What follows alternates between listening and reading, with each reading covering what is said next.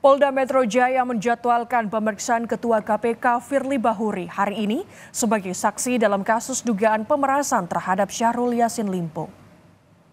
Penyidik telah mengirimkan surat panggilan kepada Ketua KPK Firly Bahuri dalam kapasitasnya sebagai saksi.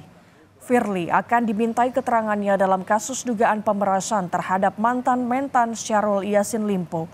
Rencananya pemeriksaan akan dilakukan Firly penyidik Subdit Tipikor Ditreskrimsus Polda Metro Jaya pukul 2 siang.